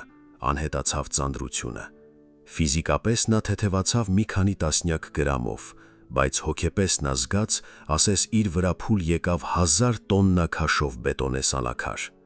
«Բարի գալուստ նոր աշխարհ, Վիկտոր Պետրովիչ», ասաց Անահիտը, հանելով դիմակը։ Նրա դեմքը հոգնած էր, պատված քրթինքով, բայց աչքերը շողում էին սառը հաղթանակով։ Նա սկսեց հավաքել իրերը, հանգիստ, մեթոդաբար դասավորում էր գործիքները ճամպրուկում, գցում օգտագործված վիրակապերն ու դեռնոցները հաստ տոպրակի մեջ, իդեալական կարգուկանոն էր հաստատում։ «Դուք կմնաք այստեղ», ասաց նա փակելով պայուսակի շղթան։ «Դեղամիջոցի ազդեցությունը կանցնի 1 ժամից»։ Ցավ կլինի, բայց տանելի։ Ես թողել եմ ձեզ ջուր, ուժեղ ցավազրկող և ձեր հեռախոսը։ Շուտով կգան։ Ովքեր։ Անձայն հարցրեց Վադիմը, հազիվ շարժելով շուրթերը։ Շտապ օգնությունը։ Ես անանուն զանգ եմ արեցի տաքսաֆոնից, այստեղ գալու ճանապարհին։ Ասացի, որ ճիչեր եմ լսել։ դուք ընտրություն կունենաք, Վիկտոր։ Արունակամ լինել հպարտությունից կամ հանձնվել բժիշկներին ու դառնալ ծաղրուծանակ ողջ քաղաքի համար։ Որոշեք ինքներդ։ Վիկտորը լռում էր։ Նա նայում էր որդուն։ Ինչու դու մեզ չսպանեցիր, շշնջաց նա։ Ինչու ողջ թողեցիր։ Անահիտը կանգ առավ դռան մեջ, շրջվեց։ Լամպի լույսն ընկնում էր նրա մեջքին, վերածելով մութ ուրվագծի։ Որովհետև մեռածները չեն տառապում, Վիկտոր։ Մեռածներին մեկ է։ Իսկ ես ուզում եմ, որ դուք հիշեք։ Ամեն առավոք, երբ կսափրվեք ու կնայեք հայելուն, ամեն երեկո, երբ կպարկեք սառը դատարկ անկողնում, ես ուզում եմ, որ դուք հիշեք այն ձմեռային մայրուղին և այն աղջկան, որին դուք կոտրեցիք։ Նա մեկնեց ձեռքն ու անջատեց վառ վիրահատական լամպը։ Նկուղն ընկղմվեց կիսախավարի մեջ, լուսավորվելով միայն առաստաղի տակի հերթապահ լամպի խամրած լույսով։ Անկյուններում ստվերները խտացան, վերածվելով հրեշների։ «Ապրեք երկար», ասաց նա։ Դուռը շրքկաց, լսվեց կողպեքի մեջ պտտվող բանալու ձայնը, ապա հեռացող քայլեր աստիճանների վրա, տան մուտքի դռան շրքկոց, հին Ժիգուլիի շարժիչի աղմուկ և լռություն։ Վիկտորը մենակ մնաց։ Կողքին սեղանի վրա դեռ նույն կերպ հավասարաչափ շնչում էր նրա որդին, Ռոմանովների տոհմի վերջին ներկայացուցիչը, որն ընդհատվեց այս գիշեր։ Վիկտորը փակեց աչքերը և կյանքում առաջին անգամ լաց եղավ։ Անձայն, սարսափելի։ Արցունքները հոսում էին այտերով, բայց նա չէր կարող սրբել դրանք։ Ձեռքերը կապված էին։ Նա լաց էր լինում ոչ թե ցավից, նա լաց էր լինում այն գիտակցությունից, որ Անահիտը ճիշտ էր։ Մահը նվեր կլիներ, իսկ կյանքը, որ նա թողել էր իրենց, դատավճիռ է։ Կրակը ոչ միայն ավերում է, կրակը մաքրում է։ Այն իրեղան ապացույցները վերածում է ցխուհի, իսկ հիշողությունը մոխրի։ Մայրուղի M9, առավոտյան 9:30։ Լուսաբացը մերձ Մոսկվայում գորժ էր, խոնավ ու ցուրտ։ Մարախուղը բարձրանում էր սև հողից, թաքցնելով անտառի ուրվագծերը, ասես աշխարհը փորձում էր թաքցնել այն, ինչ տեղի էր ունեցել այս գիշեր։ Անահիտը թեքվեց խուլ արահետ, որը տանում էր դեպի լքված քարհանք։ Նրա հին Ժիգուլին ցատկեց փոսի վրա, խլացուցիչը քսվեց քարին։ Նա կանգնեցրեց մեքենան, անջատեց շարժիչը։ Լռությունը փուլ եկավ նրա վրա, զնգացող ու խլացուցիչ, վերջին օրվա լարվածությունից հետո։ Ձեռքերը, որոնք ամուր պահում էին նշտարը, այժմ մանր դողում էին։ Ադրենալինը հեռանում էր, իր հետևից թողնելով դատարկություն և վայրի կապարե հոգնածություն։ Անահիտը դուրս եկավ մեքենայից։ Նա բացեց բեռնախցիկը և այնտեղից հանեց հաստ սև տոպրակ ու բենզինով տարա։ Նա հեռացավ դեպի ձորակի եզրը, տոպրակը նետեց գետնին։ Ներսում նրա բժշկական համազգեստն էր, արյունոտ ձեռնոցները, բամբակը, վիրակապերը, այն ամենը, ինչ դիպել էր Վիկտորի և Կիրիլի մարմիններին, այն ամենը, ինչը կարող էր կապել իրեն այդ նկուղի հետ։ Նա պտտեց տարայի կափարիչը, բենզինի հոտը խլացրեց առավոտյան անտառի հոտը։ Անահիտը առատորեն ջրեց տոպրակը, հեղուկը ներծծվեց պլաստիկի ու կտորի մեջ։ Նա հանեց կրակայրիչը, քաշեց անվիկը։ Կրակը բռնկվեց, դողալով քամուց։ Անահիտը նայում էր բոցին։ Կրակի այս փոքրիկ լեզվակի մեջ այրվում էր իր անցյալը, 20-ամյա աղջկա վախը, նվաստացման ցավը, ատելությունը, որը սնում էր իրեն 5 երկար տարիներ։ Նա բացեց մատները։ Կրակայրիչն ընկավ բենզինով ներծծված կույտի մեջ։ Բռնկում։ Կրակը դղրդյունով ընդգրկեց տոպրակը, երկինք նետելով սև, յուղոտ ծխի սյուն։ Անահիտը կանգնած նայում էր, թե ինչպես է բոցը խժռում իր վրեժի հետքերը։ Նա ուրախություն չէր զգում, հաղթանակ չէր զգում։ Նա զգում էր ստերիլ մաքրություն, ասես վերջապես լվացել էր ձեռքերը կեղտոտ, ծանր, բայց անհրաժեշտ աշխատանքից հետո։ Վերջ, ասաց նա բարձրաձայն։ Նրա ձայնը խրպոտ հնչեց։ Վիրահատությունն ավարտված է, պացիենտը դուրս է գրված։ Նա վերադարձավ մեքենա, նայեց հետնատեսության հայելուն։ Այնտեղից նրան էր նայում հոգնած, մեծացած, դատարկ աչքերով մի կին։ Նա այլևս նպատակ չուներ, վրեժը նրա վառելիքն էր, նրա կյանքի իմաստը։ Այժմ բակը դատարկ էր, բայց նա ողջ էր և ազատ էր։ Անահիտը միացրեց փոխանցման տուփնում դանդաղ հեռացավ, հետևում թողնելով մարող խարույկն և երկու խեղված տղամարդկանց։ Նա լուծվում էր առավոտյան մարաղուղի մեջ, ընդմիշտան հետանալով կրեական Մոսկվայի պատմությունից։ Նկուղ Սոսնի ավանում, առավոտյան 7։ Նկուղում ժամանակն էլ կերպ էր հոսում, մածուցիկ ու տանջալի։ Նարկոզի ազդեցությունը սկսեց թուլանալ, Կիրիլը շարժվեց։ Նրա գիտակցությունը վերադառնում էր ցնցումներով, դուրս լողալով սև պղտորությունից։ Գլուխը պտտվում էր, բերանում այնպես էր չորացել, որ լեզուն հղկաթուղթ էր թվում։ Տնքաց նա, փորձելով թեքել գլուխը։ Ձեռքերի գոտիները ձգվեցին, թույլ չտալով ազատություն։ Անազատության այս զգացումը ստիպեց նրան կտրուկ բացել աչքերը։ Լամպի վառ լույսը հարվածեց ցանցաթաղանթին, ցավ պատճառելով։ Նա թարթեց աչքերը, փորձելով հասկանալ, թե որտեղ է։ Առաստաղը թաղանթի մեջ է, դեղորայքի հոտ, ցուրտ։ Կամաց տղաս, կամաց, լսվեց խրպոտ, ասես ճակճքած ձայն աչից։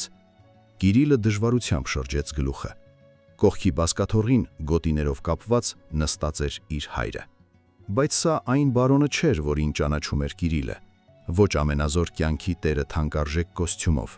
Դա մի ծերունի էր, գորշ դեմքով, ճմրթված քրտինքով ներծծված վերնաշապիկով, մահացու կարոտով լի աչքերով։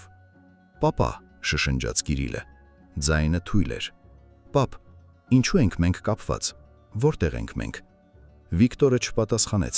նա չէր կարողանում որդու աչքերին նայել։ Նա նայում էր հատակին, բետոնին, որտեղ ընկած էին ձեռնաշղթաների բանալիները։ Կիրիլը փորձեց նստել,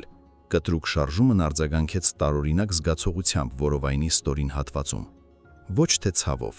անզգայացումը դեռ գործում էր, այլ դատարկության և ցրտի զգացումով։ Ասես այնտեղ, որտեղ առաջ տաք էր, հիմա սառույցի կտոր էր դրված։ Նա հայացքը թեքեց ներքև, նա տեսավ իր մերկ ոտքերը, տեսավ սեղանի եզրը և տեսավ աճուկի հատվածում դրված սպիտակ թանձիֆե վիրակապը, յոդի դեղին բծով։ Հիշողությունը ձնահյուսի պես խփեց նրան։ Գիշերային ակումբ, մեքենա, կին վարորդ, ներարկում վզին, խավար, իսկ հետո քնի միջով ձայն, հոր ձայնը, որը բղավում ու աղերսում էր և մետաղի զնգոց։ «Պապա», Կիրիլը զգաց, թե ինչպես է սարսափը սառցե ձեռքով սեղմում սիրտը։ «Պապա, ինչ է արել նա»։ Վիկտորը լռում էր, նրա այտքով արցունք գլորվեց։ «Պապա, ասա ինձ», բղավեց Կիրիլը, «ասա, որ սա ճիշտ չէ, ասա, որ երազ եմ տեսել»։ «Ներիր ինձ, տղաս», շշնջաց Վիկտորը։ «Ներիր, ես չկարողացա, ես չպահպանեցի»։ «Ինչ է կտրել նա»։ Կիրիլի ճիռը արձագանքեց բետոնե պատերից։ «Ինչ է արել նա ինձ հետ»։ Նա սկսեց խփվել սեղանին, ձգելով ձեռքերն ու ոտքերը։ Գոտիները խրվեցին մարմնի մեջ։ Կաթիլայինը, որը դեռ ցցված էր երակի մեջ, պոկվեց արյուն ցայտելով սավանին։ Նա ամորձատել է մեզ, իր միջից քամեց Վիկտորը։ Յուրաքանչյուր բառ տրվում էր դժվարությամբ, ասես նա քարեր էր թքում։ «Քեզ և ինձ»։ Կիրիլը քարացավ։ Նա դադարեց շնչել։ Նրա աչքերը լայնացան, դառնալով հսկայական, ինչպես խելագարի։ «Ոչ», շշնջաց նա, «ոչ, ես չէ որ դեռ»։ «Ամեն ինչ ավարտված է, Կիրիլ, դինաստիա այլևս չկա»։ Եվ այն ժամանակ Կիրիլը բղավեց։ Դա ցավի ճիչ չէր, դա այն մարդու ճիչ էր, որը հասկացել է, որ ինքը մահացել է, բայց մարմինն ինչ-որ պատճառով շարունակում է շնչել։ Նա բղավում էր անիծելով հորը, անիծելով այդ կնոջը, անիծելով ինքն իրեն։ Վիկտորը լսում էր այդ ճիչը և մեռնում ներսից ամեն վրկյան։ Սա կտտանք էր, որն ավելի սարսափելի էր ցանկացած ֆիզիկական ցավից։ Անահիտը խոստացել էր, որ ինքը կհիշի, և ինքը հիշեց։ Որդու այս ճիչը նա լսելու է մինչև իր օրերի վերջը։ Հանկարծ վերևում, փողոցում լսվեց ազդանաշանի ձայն, սկզբում հեռու, հետո ավելի ու ավելի մոտ ու մոտ։ Մանրախճի վրայով սահող անիլների ձայն, դռների շրխկոց, ձայներ, գլխավերևում ոտնաձայներ։ «Շտապ օգնություն», բղավեց ինչ-որ մեկը վերևից։ «Մարդ կա ողջ, դուրը բաց է»։ Անահիտը չէր ստել, նա օգնություն էր կանչել։ Վիկտորը փակեց աչքերը։ Հիմա այստեղ կիջնեն մարդիկ, բժիշկներ, սանիտարներ, գուցեև ոստիկանություն, նրանք կտեսնեն իրեն, Վիկտոր Ռոմանովին, բարոնին, բասկաթորին կապված, արյան մեջ, վիրակապերից սարքած տակդիրով, ստորացված ու խեղված։ Ինքը, ով վախի մեջ էր պահում ողջ քաղաքը, հիմա ծաղրուծանակ կդառնա։ Նրա մասին անեկդոտներ կպատմեն, նրա վերջի մասին լուրերը կտարածվեն ավելի արագ, քան նրա մահվան լուրը։ Նկուղի դուռը բացվեց, աստիճաններով իջան քայլերի դղրդյունները։ «Այստեղ եկեք, լույսը վառվում է»։ Վիկտորը սեղմեց ատամները։ Ավելի լավ էր կինը նրանց սպաներ։ Կայսրություններ չեն քանդվում պայթյուններից, դրանք քանդվում են մեջքի հետևում արված շշուկից։ Մոսկվա, 2005 թվականի հոկտեմբեր։ Այդ տարի աշունը վաղ եւ անձրևոտը սկսեց։ Մոսկվան, որը դեռ 3 շողշողում էր նեոնով ու ոսկով, հանկարծ մոխրագույն դարձավ, կուչ եկավ սառցային քամի տակ։ Մայրաքաղաքի քրեական աշխարհում տարօրինակ բան էր կատարվում։ Վիկտոր Ռոմանովը, ամենազոր բարոնը, անհետացավ։ Նրա հեռախոսը լռում էր։ Մոսկվա Սիթիի նրա գրասենյակը դատարկվեց։ Պահակազորը ցրվեց, ստանալով ազատման նպաստ։ Պաշտոնական վարկածը մամուլի եւ գործընկերների համար ասում էր. սրտի կատված, հրատապ բուժում արտասահմանում։ Հոլդինգի մամուլի քարտուղարը սա ասում էր քարե դեմքով, բայց աչքերը վազվզում էին։ Նեղ շրջանակներում, ռեստորանների եւ շոկեբաղնիկների փակ սենյակներում այլ վարկած էր շրջանառվում, շշուկով, զգուշանալով։ Լուրերը թույն են, որը թափանցում է ցանկացած պատի միջով։ Ոչ ոք հստակ չգիտեր, թե ինչ էր տեղի ունեցել այդ գիշեր Սոսնի ամառանոցային ավանում։ Շտապօգնության բժիշկները, որոնք եկել էին կանչով, այնպիսի խստության չբարձրաձայնելու պայմանագրեր էին ստորագրել, որ խախտման դեպքում նրանց սպառնում էր ոչ միայն բանտ, այլև անհետացում։ Բայց մախաթը պարկում չես թաքցնի։ Ինչ որ մեկը տեսել էր արյունոտ սավանները, ինչ որ մեկը լսել էր որդու հիստերիան, ինչ որ մեկը նկատել էր սպეციფիկ բժշկական գրառումներ մասնավոր կլինիկայի փակ ռեեստրում, ուր նրանց տեղափոխել էին։ Ասում են, բարոնին իջեցրել են, շշնջում էր Սեդոյ մականունով հեղինակություն իր ենթակային մետրոպոլի սեղանի շուրջ։ Ոչ թե բանտում, այլ այդպես վիրաբուժական ճանապարհով։ Լուրջ ես ասում, ենթական կլորացրեց աչքերը։ Ովքեր, չեչենները։ Մի կին, Սեդոյը թրքեց։ Ասում են ինչ որ կին հին մեղքերի համար, համ իրեն, համ լակոտին, հիմքից։ Չի կարող պատահել, արտաշնչեց ենթական։ Բարոնը Գազան է։ Գազան էր, բայց դարձավ։ Սեդոյը անավարտ թողեց միտքը, ձեռքով անպարկեշտ շարժում անելով։ Հիմա նա ոչ ոք է, դատարկ տեղ։ Սա վերջն էր։ Գայլերի աշխարհում առաջնորդը կարող է ծեր լինել, կարող է վիրավոր լինել, կարող է դաժան լինել, բայց առաջնորդը չի կարող ծիծաղելի լինել, եւ առաջնորդը չի կարող դատարկ լինել։ Բարոնի հանդեպ հարգանքը, որը հիմնված էր վախի վրա, գոլորշիացավ մեկ շաբաթում։ Դրա տեղը եկավ գարշանքը։ Մրցակիցները, որոնք դեռ 1 ամիս առաջ հանդիպելիս գլուխ էին տալիս Վիկտորին, այժմ արյուն զգացած շնաձրքներ պես սկսեցին կտոր-կտոր անել նրա բիզնեսը։ Ռեյդերական զավթումներ, հարկային ստուգումներ, մատակարարների հրաժարականներ։ Ռոմանով գրուպ կայսրությունը փլվում էր ինչպես թղթե տնակը քամուց։ Եվ ամենասարսափելին Վիկտորը չէր դիմադրում։ Նա չէր պատասխանում զանգերին, չէր ուղարկում մարտիկների, նա լռում էր։ Մասնավոր կլինիկա Եվրոմեդ, լյուքս պալատ։ 2005 թվականի նոյեմբեր։ Վիկտոր Ռոմանովը կանգնած էր պատուհանի մոտ։ Նա նիհարել էր 20 կիլոգրամով։ Թանկարժեք խալաթը նրա վրա կախված էր ինչպես կախիչից։ Նրա մազերի մեջ սև մազափնջեր չէին մնացել։ Նա ամբողջովին ճերմակել էր։ Ֆիզիկապես վերքերը լավացել էին, կարերը հանել էին դեռ 2 շաբաթ առաջ։ Օրգանիզմը, ամուր եւ առողջ, հաղթահարել էր տրավման, բայց հոգին փտել էր։ Վիկտորը նայում էր թաց փողոցին եւ հասկանում, նա չի կարող այնտեղ դուրս գալ։ Այնտեղ, կլինիկայի պատերից դուրս, իրեն սպասում են հայացքներ, քմծիծաղներ, շշուկներ։ Նայեք, ներքինին է գնում։ Ինքը, որ հպարտանում էր իր տղամարդկային ուժով, իր հաղթանակներով, իր դինաստիայով, հիմա իրեն հրեշ, բնության սխալմունք էր զգում։ Դուռը բացվեց։ Ներս մտավ իրավապանը։ Երիտասարդ, ցինիկ։ Նա փորձում էր չնայել բարոնին գոտկատեղից ներքև, եւ դրանից Վիկտորն ուզում էր ոռնալ։ Վիկտոր Պետրովիչ, ասաց իրավաբանը նայելով թղթերին։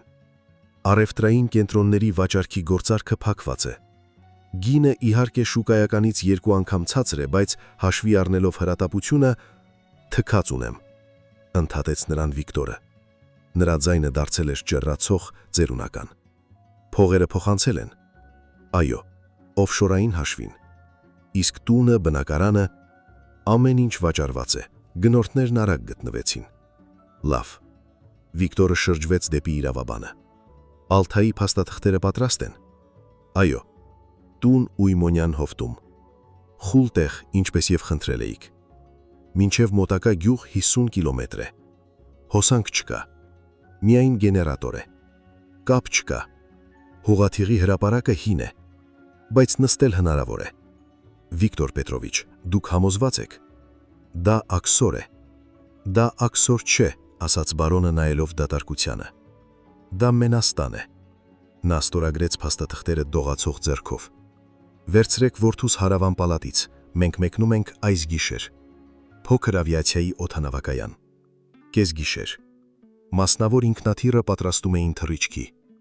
Շարժասանդղի մոտեցավ միկրոավտոբուս։ Այնտեղից դուրս եկան 2 տղամարդիկ։ Առաջինը գնում էր Վիկտորը։ Կուզեկուս, աչքերին իջեցրած գլխարկով։ Նա հենվում էր ձեռնափայտին, թեև ոտքերը չէին ցավում։ Հետևից օրորվելով գնում էր Կիրիլը։ Այս 3 ամսվա ընթացքում նա փոխվել էր անճանաչելիորեն։ Այն ձիգ, լկտի, ակումբների եւ աղջիկների սիրահարն անհետացած էր։ Շարժասանդուկի առաջ կանգնած էր փխրուն, ուռած մարդ, այտուցված դեմքով։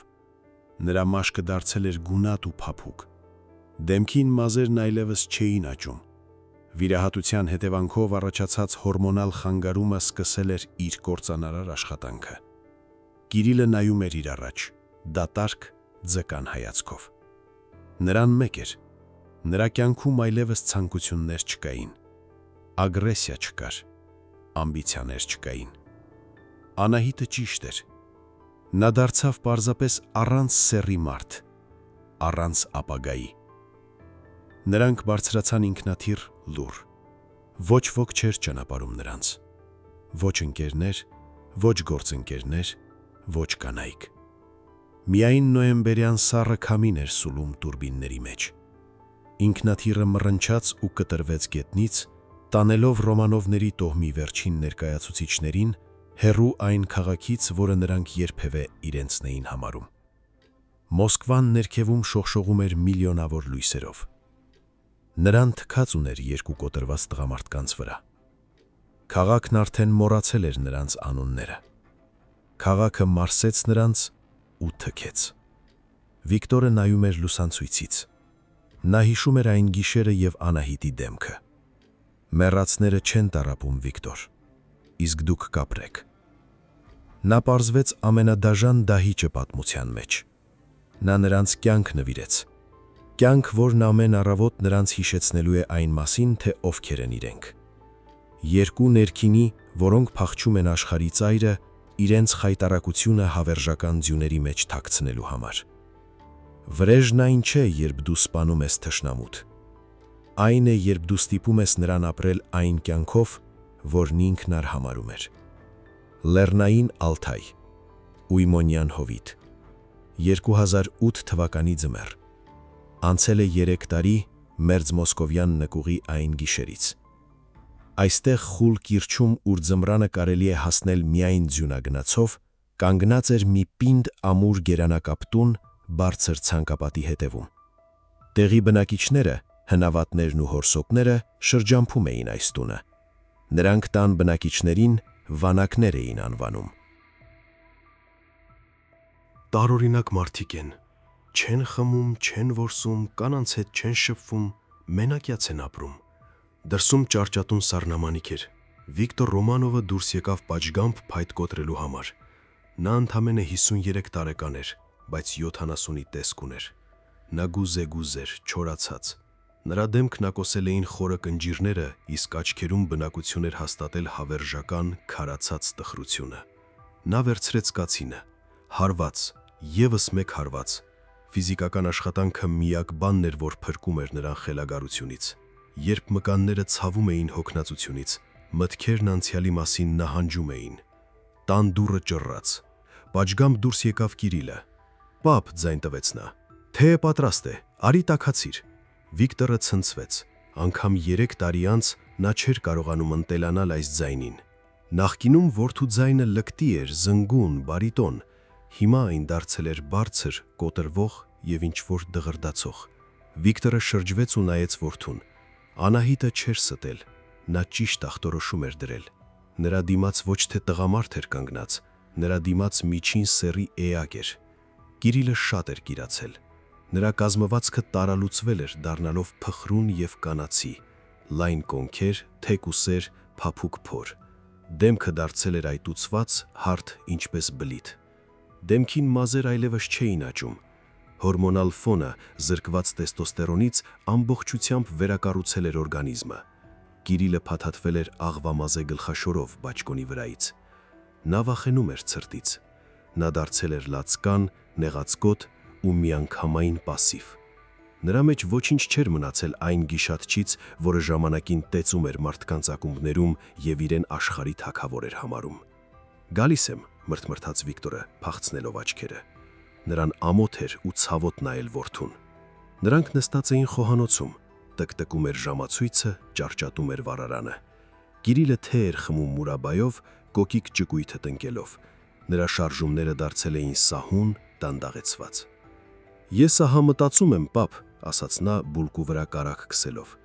«Գուցե ամռանը ճաղարներ պահենք, նրանք հանգիստ են, բուրն էլ կարելի է սանրել»։ Վիկտորը սեղանի տակ սեղմեց բռնուցքներն այնպես, որ հոդերը սպիտակեցին։ Ճաղարներ։ Իր որդին, կայսրության ժառանգորդը, որը պետք է կառավարեր գործարաններ ու քաղաքներ, ուզում է ճագար պահել։ Դինաստիա, անցավ Վիկտորի գլխով։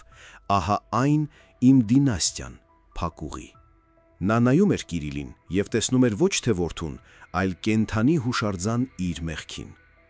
Ամեն օր, ամեն րոպե այս փխրուն անսեռ մարդը հիշեցնում էր նրան այն մասին, թե ովքեր էին իրենք եւ ով դարձան։ Սա ժամանակի մեջ ձգված մահապատիժ էր, նրբին կտտանք, որը հորինել էր վիրաբուժ աղջիկը։ Նա չսպանեց նրանց մարմինները, նա սպանեց նրանց էությունը։ Ինչ որտեղ Եվրոպայում ծովափնյա ոչ մեծ քաղաք։ Միևնույն ժամանակ, Դյունարատ Ալթայից հազարավոր կիլոմետրեր հեռավորության վրա Անահիտը դուրս էր գալիս կլինիկայից։ Այստեղ նրան ճանաչում էին այլ անունով, այստեղ նա հարգված բժիշկ էր, բարդ դեպքերի մասնագետ։ Նա քայլում էր ափով շնչելով ծովի աղի բույրը, քամին ծածանում էր նրա մազերը։ Նա կանգ առավ նայելով մայրամուտին, հիշում էր նա նրանց, հազվադեպ։ Նրա համար նրանք դարձել էին պարզապես բարդ վիրահատություն անամնեզում, հաջողությամբ հեռացված ուռուցք։ Նա մեղքի զգացում չուներ, նա վերադարձրել էր իրեն։ Անահիտը ժպտաց իր մտքերին, հանեց հեռախոսն ու հավաքեց համարը։ «Ալյո, մամ, հա, տուն եմ գալիս, տորթ է վառել, մեզ մոտ այսօր տոն է»։ Այո, ուղղակի այնպես, որովհետև մենք ողջ ենք։ Նա ազատ էր, նա ամբողջական էր, նա անցել էր դժոխքի միջով, այրվել դրանում, բայց կարողացել էր վերածնվել մոխրից, որպեսի ապրի, ոչ հանուն վրեժի, այլ հանուն կյանքի։ Ալթայ, գիշեր։ Վիկտորը պառկած էր մթության մեջ եւ լսում էր քնած որդու շնչառությունը պատի հետևից։ Պատուհանից դուրս բուք էր։ Ձյունը մաքրում էր հետքերը, մաքրում ճանապարհները, կտրելով նրանց մնացած աշխարհից։ Վիկտորը գիտեր, որ նրանք երբեք այստեղից չեն մեկնի։ Նրանք կապրեն այստեղ 10, 20, գուցե 30 տարի։ Կիրիլը կծերանա վերածվելով գեր անկամ պարավի։ Իսկ Վիկտորը կնայի դրան եւ կհիշի այն ձմեռային մայրուղին։ Ծիծաղը մեքենայում եւ աղջկա աչքերը հետնատեսության հայլույում մեջ։ Ակնընդ ական, մտածեց նա փակելով աչքերը։ Բայց կինը ավելին խլեց, նա խլեց ապագան։ Ռոմանովների տողմն ընտատվեց։ Խուլ տայգայում գտնվող տան վրա խտացավ խավարը։ Հավերժական սառը ձմեռը մտավ իր իրավունքների մեջ, պահպանելով այն տողմի երկու վերջին տղամարդկանց անդորենը, որը ինքն իրեն նոչնչացրեց։ Ընկերներ, ահա եւ մոտեցավ ավարտին մեր պատմությունը։ Վրեժի անատոմիան։ Սա ծանր պատմություն էր։ Պատմություն այն մասին, որ մեր կողմից գործած չարիքը միշտ վերադառնում է։ Երբեմն որպես բումերանգ, իսկ երբեմն վիրաբուժի նշտար։ Անահիտն ընտրեց սարսափելի ճանապարհ։ Նա չսպանեց, նա գիշատիչներին վերածեց խոտակերների, զրկելով նրանց ամենագլխավորից, իրենց բնությունից։ Ինչպես եք կարծում, արդարացի է դա։ Արժեր նրանց խնայել, թե մահը կլիներ նրանց համար ողորմություն, որին նրանք արժանի չէին։ Գրեք ձեր կարծիքը մեկնաբանություններում, ես կարդում եմ յուրաքանչյուր կարծիք։ Եթե պատմությունը ձեզ գրավեց, դրեք լայք եւ կիսվեք տեսանյութով ընկերների հետ, դա օգնում է ալիքին ապրել։ Եվ հիշեք, յուրաքանչյուր ուժեղ տղամարդու հետևում կարող է կանգնած լինել նրա անցյալի մեղքերի ստվերը։ Մի ստեղծեք ստվերներ։ Մինչ նոր հանդիպում նոր պատմություններում։